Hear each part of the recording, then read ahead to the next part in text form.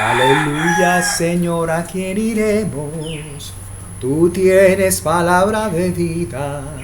Aleluya, aleluya, aleluya, aleluya. El Evangelio de hoy, según San Marcos, capítulo 5, comenzando en el verso 21. Gloria sea a ti, oh Señor, alabanza sea a ti, oh Cristo. Y cuando Jesús pasó otra vez en la barca al otro lado, se reunió una gran multitud alrededor de él.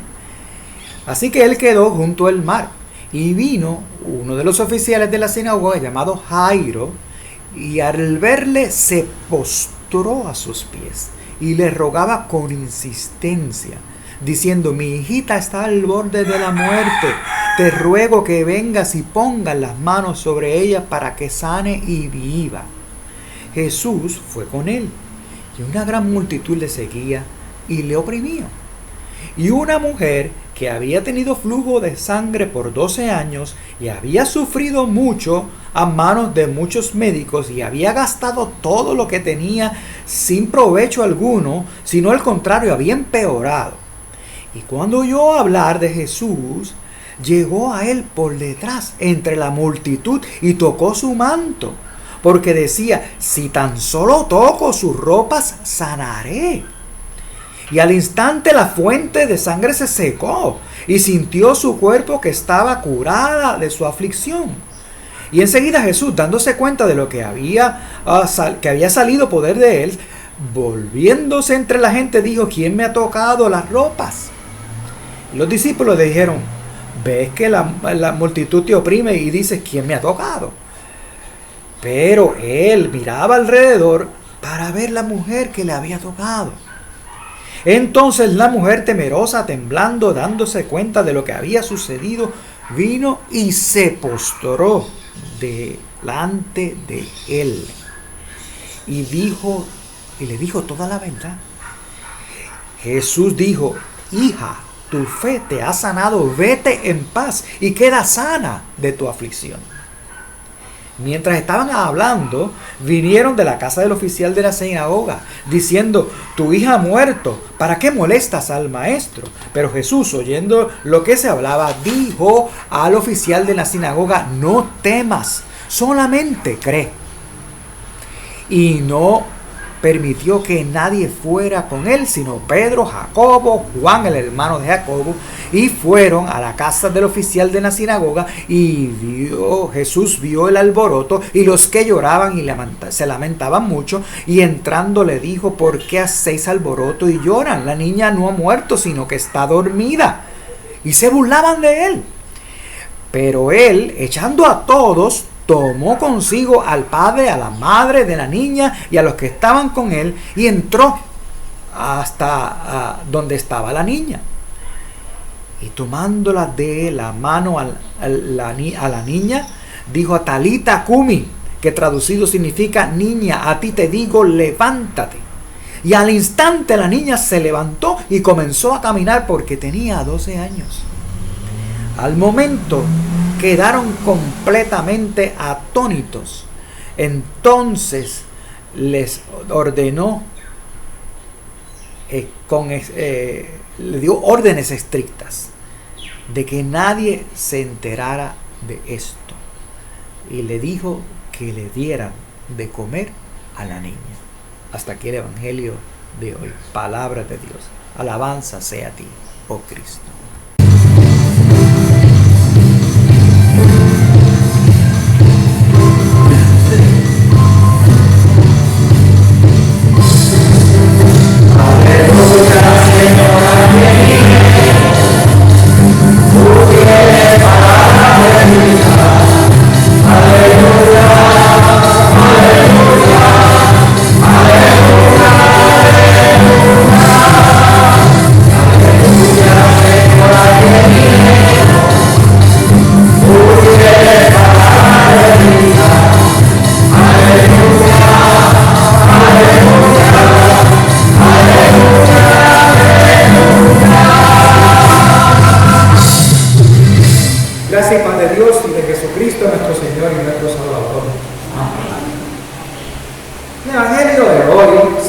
enfoca en ofrecer un testimonio o el testimonio de fe. Dios se revela y se encarna en su Hijo Jesús, quien en esta ocasión sana y salva. Se nos narra que en el Evangelio que Jairo era un líder de la sinagoga. Es decir, Jairo gozaba de ser una persona de prestigio, de respeto, religioso, además una persona de influencia, de autoridad religiosa en la comunidad y a nivel social también. Ahora bien, Jairo viene y ¿qué? Y se postra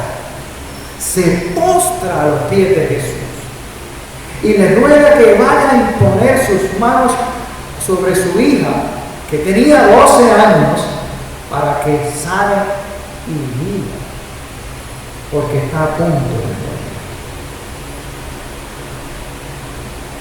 O sea que la niña estaba en el borde de la muerte, y uno puede preguntarse, ustedes, los que son padres y madres, ¿verdad? O cualquiera de nosotros, no se necesita nada más que un poco de sensibilidad y uno se puede identificar con la situación de crisis que se nos presenta.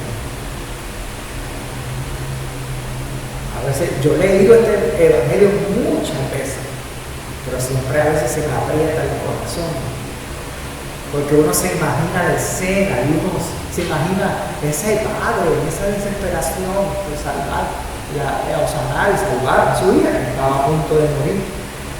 Se nos aprieta el corazón conectando con la situación emocionalmente o espiritualmente, con ese sufrimiento, esa aflicción, ese duelo anticipado que ya estaba viviendo Jairo, ¿verdad? Una pregunta, ¿verdad?, que nos hacemos: ¿se nos conmovería el corazón, o al menos empatizaríamos con la niña de Jairo? Como padres, madres, ¿verdad? Una pregunta podría hacernos es: ¿podremos identificarnos, interceder por la sanación y la paz integral y la vida de la niñez en general? De los padres y las madres que hoy están al borde de la muerte junto con sus hijos por causa de la guerra. Nos podemos identificar con ellos también. Y los hemos visto por televisión, clamando misericordia. Hemos visto a esos niños desnutridos, porque no tienen ni qué comer.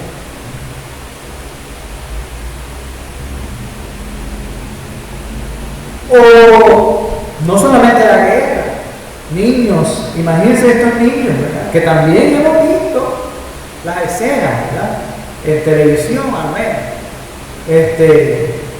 que están por causa de pobreza en el borde de la muerte o por condiciones infrahumanas. Podremos identificarnos con ellos, podremos orar, interceder, abogar por la niñez, por los padres, por las madres en su desesperación. Algunos se ven obligados a tomar riesgo y llegar a otras tierras, y a veces en ese intento mueren. Podemos identificarnos con la niñez que vive en el riesgo, que son víctimas de sus propios padres y de sus propias madres, ¿verdad?, o de sus propios familiares, quienes se afligen, quienes le infligen a ellos heridas, las heridas del abandono, del maltrato, del abuso o de la negligencia.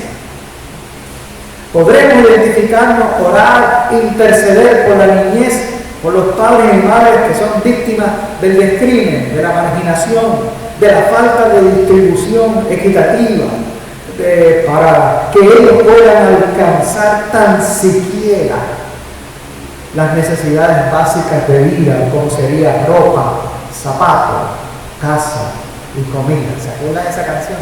Ropa, zapato, casa y comida. Eso es lo que aspiraba la gente pobre aquí en Puerto Rico cuando estaba la situación de los 30, ¿verdad?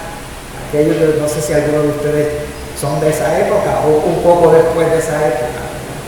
Que se vivía la escasez. Yo todavía recuerdo ir al campo con mamá y todavía para ese tiempo, ya son los 60, ¿verdad? Pero todavía había algunas de esas de lo que pasaba y se llevaban. Yo llegué a ver esas latas de manteca, ¿verdad?, que regalaban, o mantequilla, o los saquitos de arroz que a veces regalaban a la gente pobre. Podemos identificarnos con esa situación en el mundo actual, ¿verdad? Situaciones como esas, con los niños, con los padres. Así como nosotros, muchos de nosotros, yo sé que ustedes lo hacen, ¿qué no harían por sus hijos? O por sus nietos, ¿verdad? O por sus sobrinos, o por sus ahijados. ¿Doblarían ustedes rodillas, verdad? ¿Han doblado ustedes rodillas? Me imagino que sí, lo han hecho. Por algún hijo, por algún nieto, ¿verdad? Han intercedido por esos niños, por los juveniles, ¿verdad? Y por familias en el vecindario de la comunidad, o el pueblo, o el país, ¿verdad? Necesitamos todavía mucho más de eso. No tenemos que ser padres para doblar rodillas y identificarnos y pedirle a Dios, pedirle a Cristo que venga y nos salve. O salve a esa persona que está de frente a nosotros. Como Jairo en la fe para con Dios por medio de Jesucristo, así nosotros podemos redoblar esa espiritualidad de oración, de intercesión, de acompañamiento, de ayuda, de apoyo y de servicio. Yo esta mañana contaba, ¿verdad?, de cuando iba a esas reuniones después del huracán y antes de que empezara la pandemia en Estados Unidos, pues no pasaba una reunión o en el día, había varias actividades, siempre se me acercaba alguien, ¿cómo está la situación de Puerto Rico? O la UIPA misma me preguntaba, ya se está reconstruyendo, ¿qué más necesidades hay? Me preguntaba, no solamente ella, la UIPA, sino la gente que estaba conmigo, ya sabía, en la iglesia, en Estados Unidos se conocía. Y estaban dispuestos, si hay algo en que podamos ayudar, déjenos saber. Y habían ayudado ya bastante, pero todavía estaban preguntándose cómo sigue la gente allá. Y en ocasiones también, en los devocionales que se hacían, se incluía una oración por el Sínodo del Caribe y por Puerto Rico. Así que ese espíritu es el de intercesión, de acompañamiento, de apoyo, estar dispuesto a servir. Gente vinieron de allá cuando los huracanes han venido a ayudarnos a reconstruir, y en esta ocasión también lo hicieron. El doblar rodillas y el postrarse a los pies de Jesús es visto en la Escritura como un símbolo, una señal, una disposición de humildad, de reverencia, de serenidad. Mira, hay cosas que son más allá de nuestras fuerzas, pero cómo ponerlas en las manos de Dios y buscar de Dios la sabiduría, las energías, y decirle a Dios, bueno, déjame saber todo lo que yo pueda hacer para hacer, ¿verdad?, esa sabiduría, con esa inspiración, ¿verdad? Pero esto es más grande que yo. Señor, ven, ayúdame, sana. Ayúdame a acompañar a otros. Esa doblar rodillas, ese postrarnos a los pies de Jesús, es reconocer, dar acción de gracia, honra, honor, clamor. Puede ser también motivo de clamor de fe para con Dios, o símbolo de clamor de fe para con Dios. También esa disposición de que Él vaya moldeando nuestras mentes, nuestro espíritu, nuestra alma, nuestro cuerpo, para en comunión con Él encontrar salida a nuestras circunstancias, encontrar consuelo, fortaleza, paz a nuestras vidas. Y como también orando en intercesión por otros, doblando rodillas en intercesión por otros, podemos encontrar la sabiduría que nos ayude a reconciliar, a ayudar solidariamente o fraternalmente a nuestro prójimo. Como hablábamos en la escuela dominical, que Pablo le pedía, ¿verdad?, a la gente de Macedonia que así lo hiciera, que era una prueba de su amor, era una prueba que en fe para con Dios pudieran ser compasivos o generosos con aquellos que estaban en necesidad en la iglesia de Jerusalén en aquel momento. Así que pues, ¿quién de nosotros, confiando en Dios, podría esperar en fe y decir: Señor, ven aquí, envíame, hazme un agente de sanación, hazme un agente de paz, hazme un agente de salud integral para la vida de los niños, para la vida de cualquier otro ser humano que esté en necesidad? La fe de Jairo le llevó a resistir y a vencer sus miedos, cualquier amenaza, porque era líder. Y ya sabemos que en los domingos anteriores hemos hablado que andaban por ahí los fariseos, los escribas, buscando cómo hacer caer a Jesús o criticar a Jesús o incluso a confabular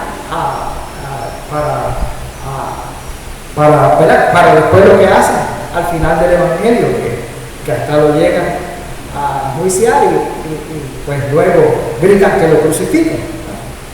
El público, o sea que para él, Jairo muestra que siendo un hombre de poder, de recursos, ¿verdad?, se tira, se postra a los pies de Jesús, como si estuviera postrándose a los pies de Dios. La fe estaba y no le temió a la gran multitud y allí se arrodilló. Quien podría, porque sabía que Jesús, o entendía que Jesús, o creía en Jesús. Por eso es que Jesús le puede decir: no temas. Cuando le dicen: ya está muerta, dice: no temas, solamente cree. Está reafirmando eso que ya había comenzado en él cuando se postró en pie, que lo está reafirmando para que continúe, se mantenga firme, ¿verdad? Porque Dios es misericordioso, es lleno de gracia, de bondad y de amor. Dios, y poniendo las manos sobre ella, ella se sanaría y viviría. En el caso de la mujer, que no he hablado de ella, hablo un poquito, pero para adelante, ¿verdad?, para no cogerme tanto tiempo. Era una mujer que sufría de hemorragia. Hay algo clave aquí que me parece interesante.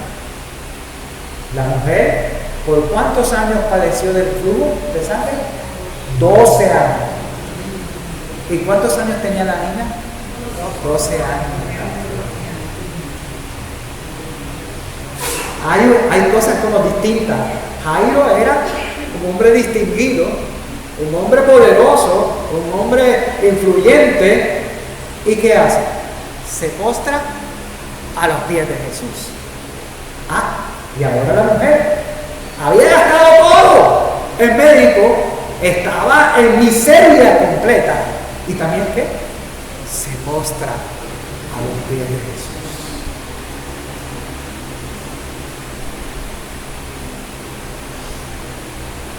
Su condición de hemorragia estaba catalogada ritualmente por su condición. Estaba catalogada ritualmente como impura, de acuerdo a la ley levítica, o la interpretación de esa ley también. Por ser declarada impura, no podía estar en contacto con la gente. Según el mismo relato, solo los médicos podrían quizás atender o tratar. La fe en Jesús le lleva a desafiar la ley o la interpretación de la ley. Liberal, cerrada, legalista, podríamos decir, ¿verdad? Confiando en que Jesús, ella confía por encima de eso, de que en Jesús llega la espiritualidad de esa ley. Y ahora la vamos a hablar. Jesús ella llega a Jesús en la certeza, la esperanza de que Dios que crea, Dios que redime, Dios que perdona, que reconcilia, que restaura, que renueva, podría sanar su vida. Esa es la espiritualidad. Si vamos a ver, de toda la ley que está ahí, ¿verdad? Incluyendo con lo que Jesús mismo dice: amar a Dios sobre todas las cosas y amar a tu prójimo como a ti mismo, ¿verdad? Ese carácter de amor, de misericordia, de bondad de Dios está ahí. Eso es lo que debería resaltarse. Porque si tú eres bueno, si tú actúas en bondad, o si Dios te puede colocar en su bondad, en su misericordia, ¿verdad? Allí se cumplen los propósitos y la misión de Dios. La fe lleva a establecerse y acercarse, tan siquiera la lleva a ella, ¿verdad? A atreverse a acercarse y tan siquiera tocar el borde del manto de Jesús en búsqueda de sanidad. La fe en Jesús, como se convirtió para ella en su primordial esperanza de vida. Y eso es mucho decir. A veces queremos resolverlo todo nosotros. A veces nos creemos autosuficientes. Que está aquí, en varias ocasiones, me han dicho, otros compañeros o otras personas me han dicho: oye, pero si le diste tu situación a Dios, ¿por qué se la quieres quitar? Porque uno piensa, bueno, pues yo tengo que resolver esto, ¿verdad? Pero no me sale, o estoy ahí en un marasmo, ¿verdad? Y la gente dice: oye, pero tú no se la habías puesto a Dios. Sigue poniéndosela a Dios, porque si es más allá de tu fuerza, pónsela a Dios y espera en Dios, ¿verdad? Él te va a dar la luz, Él te va a dar la sabiduría, Él va a darte el camino. Confía, ¿verdad? Así que yo también he pasado por esa, ¿verdad? Esa encrucijada, ¿verdad? Y como uno debe, postrarse a los pies de Jesús. Señor, ven aquí, ayúdame. El poder para devolver la vida a la hija de Jairo y sanar a la mujer anticipa lo que Jesús enfrentaría, al extremo de que Él mismo fue entregado, castigado, herido, maltratado, padeció incluso hasta morir, a darle muerte por nosotros, a morir por nosotros y por nuestra salvación. Esa fe debe crecer en nuestra esperanza de vida, esperanza para el mundo de hoy. Doblemos rodillas, postrémonos a los pies en la presencia de Dios, en oración. Miren, la oración no es una fórmula mágica que cura todos los males, pero si creemos que Jesús es el Señor de vida y que cuando le llamemos en oración, debemos creer que Él nos escuchará, que estará ahí para ayudarnos, para guiarnos, para darnos, para que discernamos su palabra, su sabiduría, ¿verdad? Con el Espíritu Santo también, ¿verdad? Y con Cristo, ¿verdad? En cada necesidad, allí, fielmente estará Dios. Clamemos, oremos. Si tenemos que doblar rodillas, doblemos rodillas y postrémonos a los pies de Jesús. En todo momento también de nuestras vidas. Y finalmente, saber en esperanza que nos va a llevar a la vida eterna. Y así sea. Amén. Que la paz que sobre todo entendimiento de la mente y el corazón en Cristo Jesús.